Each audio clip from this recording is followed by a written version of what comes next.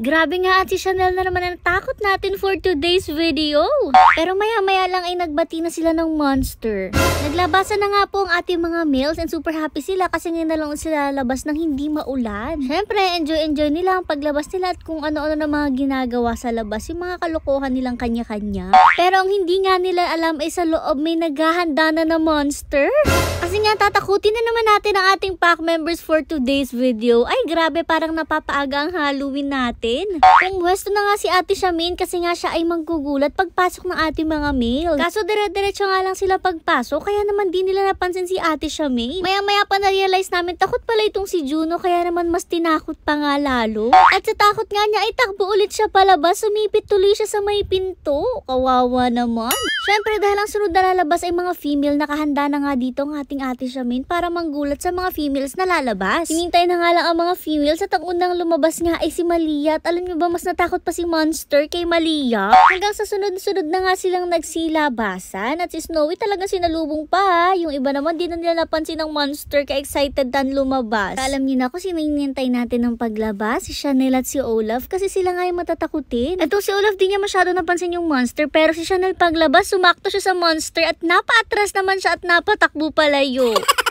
Grabe naman talagang pagiging matatakotin nitong si Chanel, pinaka na sa lahat. Dahil ang goal nga po natin ay manakot, syempre mas tinakot pa nga natin si Chanel at si Olaf. Papansin nyo nga si Chanel talagang takot na takot, pero naman si Olaf medyo lumalapit-lapit na nga sa Monster. Medyo tumatapang talaga ang ating Olaf, no? Ito si Chanel lang talagang duwag na duwag. Habang nananakot nga ating Monster, kinakalawit siya ni Snowy, tuwan-tuwa pa si Snowy at si Malia at gustong-gusto siyang amuyin. O diba, wala talagang katakot-takot sa Monster, samantalang si Chanel nakatago sa likod ko, be. Nakatago naman ako sa sulok para di nila matamaan yung tiyan ko. Kaya naman tago rin siya sa likod ko. Nung lumapit nga si Monster yan, nagtatakbo na rin ulit siya palayo. At dito nga si Olaf talagang inuukit-ukit na niya yung Monster. Hindi na siya talaga takot at mas nilalapitan pa nga niya. Ginagaya nga yata itong iba nating pack members. Talaga sinosyoktay nila si Monster. Kala nga namin pag nakita ni Chanel hindi naman takot yung iba niyang kasamahan, hindi na rin siya matatakot. Kaso ayan nga yung ganap. Talagang tago siya ng tago sa likod ko at takot na takot pa rin. Si Athena naman, ayan, binabhan na ang ulo ni Snowy, ang mga kalokohan talaga.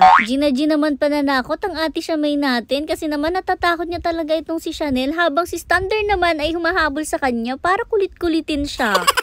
Pinagtatanggol yata niya itong si Chanel. Ang cute nga ni Olaf, makikita niyo lumalapit na siya, talagang kinakalwit-kalwit pa niya itong Monster natin. O diba, effective yung pananakot natin sa kanya maghapon. Sabi ko naman sa inyo, kailangan niya ma-face yung fears niya. Kanina lang takot siya pero ngayon okay na sa kanya ang Monster habang si Chanel naman nakatago pa sa ilalim ng lamesa. Pero pinaka nakatuwa itong si Olaf. Sabi ko lang sa inyo kahapon, kailangan sanayin natin siyang hindi lagi natatakot. Napahiga na nga si Chanel dito kaya nilapitan na siya ni Monster at kinalma-kalma siya, hindi naman siya natakot na dito. Talaga nagpapakamot pa nga ng belly niya. Carry bells naman pala ni Chanel na hindi matakot eh. Talagang kinailangan lang nalapitan siya totally ng Monster. Pero to the rescue na naman ang ating Mama Thunder. Pinagtatanggol na naman si Chanel at ayan, pinupog na naman niya ang Monster.